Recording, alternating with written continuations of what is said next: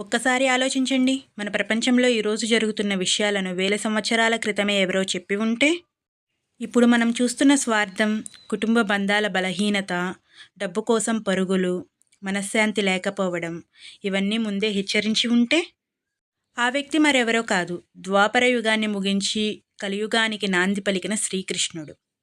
కలియుగం ప్రారంభమయ్యే ముందు భూమిపై ధర్మం ఎలా తగ్గిపోతుందో, మనుషుల ప్రవర్తన ఎలా మారుతుందో, సమాజం ఎటువైపు వెళుతుందో పురాణాల్లో వివరించబడింది.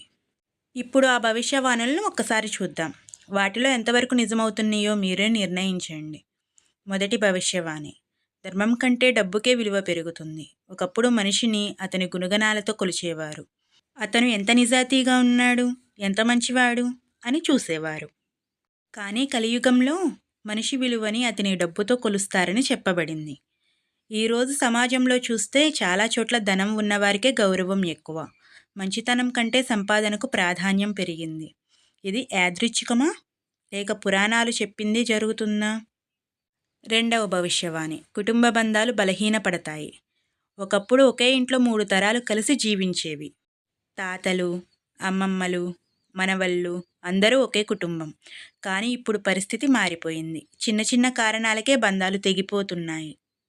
సమయం లేక, సహనం లేక అనుబంధాలు తగ్గిపోతున్నాయి. కలియుగంలో బంధాల కంటే స్వార్థం పెరుగుతుందని చెప్పబడింది. ఈరోజు అది కనిపిస్తుందా? మూడవ భవిష్యవాణి. అబద్ధం చెప్పేవారే తెలివైన వారిగా కనిపిస్తారు. నిజాయితీగా ఉండేవారు వెనకబడిపోతారు. మోసం చేసేవారు ముందుకు వెళ్తారు. ఇది వినడానికి కఠినంగా అనిపించవచ్చు, కానీ ఈరోజు చాలామంది ఇదే మాట అంటున్నారు. నిజం చెప్పేవారి కంటే ఆకట్టుకునే అబద్ధాలు చెప్పేవారి ఎక్కువ ఆదరణ లభిస్తుంది. శ్రీకృష్ణుడు చెప్పిన హెచ్చరిక ఇదేనా? నాలుగవ భవిష్యవాణి. ప్రకృతి తన సమతుల్యతను కోల్పోతుంది. అసాధారణ వర్షాలు, తీవ్రమైన వేడి, అనూహ్యమైన ప్రకృతి విపత్తులు ఇవి కలియుగ లక్షణాల్లో ఒక్కటిగా వివరించబడతాయి. ప్రకృతిని మనిషి ఎంతలా దెబ్బతీస్తున్నాడో అంతగా దాని ప్రభావాన్ని కూడా అనుభవిస్తాడని చెబుతారు. ఐదవ భవిష్యవాణి. మనిషికి అన్నీ ఉంటాయి, కానీ ప్రశాంతత ఉండదు. ఇది కలియుగంలో అత్యంత ఆశ్చర్యకరమైన విషయం. ఒకప్పుడు సౌకర్యాలు తక్కువ, కానీ మనశ్శాంతి ఎక్కువ. ఇప్పుడు సౌకర్యాలు పెరిగాయి, సాంకేతికత పెరిగింది, ప్రపంచం చేతిలోకి వచ్చింది, కానీ మనసు ప్రశాంతత ఉందా అనే ప్రశ్నకు సమాధానం చెప్పడం కష్టం. ఆరవ భవిష్యవాణి. ధర్మం 4 కాళ్లపై నిలబడదు. పురాణం ప్రకారం సత్యం, దయ, తపస్సు, దానం ఇవి ధర్మానికి 4 స్తంభాలు. కలియుగం గడిచే కొద్దీ ఈ 4 స్తంభాలు ఒక్కొక్కటిగా బలహీనపడతాయని చెప్తారు. అందుకే అన్యాయం పెరుగుతుంది, స్వార్థం పెరుగుతుంది. ఏడవ భవిష్యవాణి. దేవుణ్ణి వెతికేవారు తగ్గిపోతారు. ఇక్కడ దేవుణ్ణి వెతకడం అంటే గుడికి వెళ్ళడం మాత్రమే కాదు. సత్యాన్ని వెతకడం, ధర్మాన్ని అనుసరించడం, మంచి మార్గంలో నడవడం. కలియుగంలో మనిషి బయట ప్రపంచాన్ని జయించడానికి ప్రయత్నిస్తాడు, కానీ తన మనసును జయించడానికి ప్రయత్నించడు. అదే అతని పెద్ద ఓటమి అవుతుంది.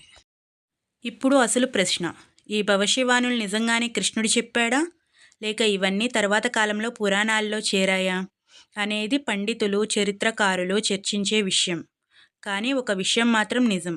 ఈ భవిష్యవాణుల్లో చెప్పిన చాలా విషయాలు మన సమాజంలో కనిపిస్తున్నాయి. అందుకే వేల సంవత్సరాల తరువాత కూడా కృష్ణుడి మాటల గురించి ప్రజలు మాట్లాడుకుంటూనే ఉంటారు. ఇంకా లాస్ట్ అండ్ ఫైనల్గా చెప్పేది ఏంటంటే, కలియుగం గురించి భయపడడం కాదు ముఖ్యమైనది, ధర్మాన్ని వదలకుండా జీవించడం ముఖ్యమైనది. ఎందుకంటే చీకటి ఎంత పెరిగినా ఒక చిన్న దీపం వెలుగు విలువ తగ్గదు. అలాగే కలియుగంలో ఎంత అధర్మం పెరిగినా ఒక మంచి మనిషి విలువ ఎప్పటికీ తగ్గదు. అయితే మీ అభిప్రాయం ఏమిటి? కృష్ణుడు చెప్పిన ఈ భవిష్యవాణులు ఇప్పటికే నిజమవుతున్నాయని మీరు నమ్ముతున్నారా? కమెంట్స్లో మీ అభిప్రాయం చెప్పండి. ఇలాంటి మరిన్ని ఇంట్రెస్టింగ్ వీడియోస్ కోసం మన ఛానల్ని సబ్స్క్రైబ్ చేసుకోవడం మాత్రం మర్చిపోవద్దే.